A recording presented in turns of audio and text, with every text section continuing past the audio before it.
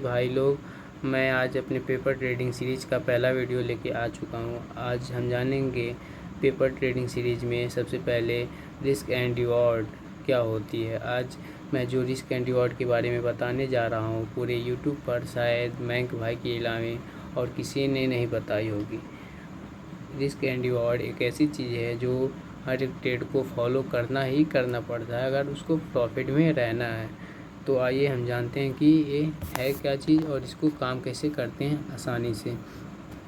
देखिए, अगर आपका कैपिटल स्टार्टिंग में 1000 है तो आप चाहते हैं कि अगर आप अपना कैपिटल ज़्यादा से ज़्यादा ट्रेड करना कैपिटल पे और जल्दी ना ड्रॉप करना कि जल्दी आपका कैपिटल ना उड़े, तो आपको ये रिस्क एंड रिवॉर्ड सिस्टम ज़रूर अप्लाई करना चाहिए, एक बार देखना ज़रूर चाहिए।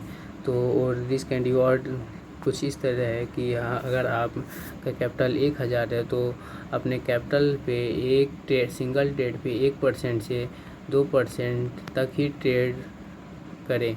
इस रिस्क रिवॉर्ड आपका इतना हो कि आप 1% या 2% एक ट्रेड में खोने को तैयार हो।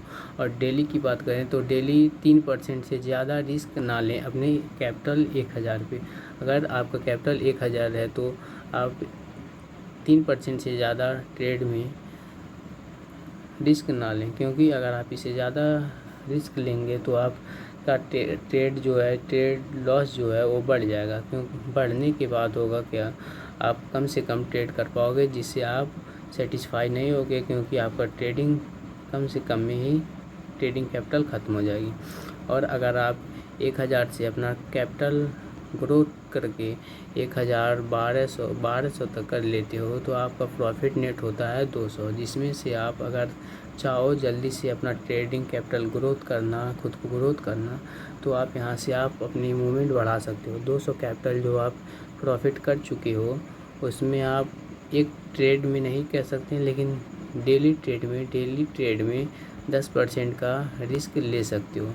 क्योंकि इससे क्या होगा, अगर आप ये कैपिटल अपना जो 1000 है इसको बचा के रखे हो और आप रिस्क ले रहे हो अपने प्रॉफिट पे, जो प्रॉफिट आपने किया है इस पे अगर आप रिस्क लेंगे तो अगर आपको प्रॉफिट होके आगे बढ़ रहा है तो अच्छी बात है। अगर नहीं बढ़ा, आप लॉस आके फिर 1000 पे आ गए हैं, तो आपको फिर वही रूल अप्लाई करना है 1 से 2% वाला।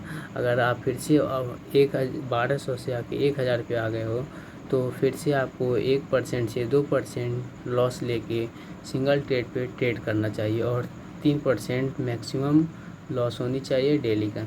और इससे क्या होगा कि आप अगर 3% डेली का लॉस करोगे तो कम से कम ट्रेड करोगे, जिससे आप बड़े लॉसों से बचे रहोगे। धन्यवाद।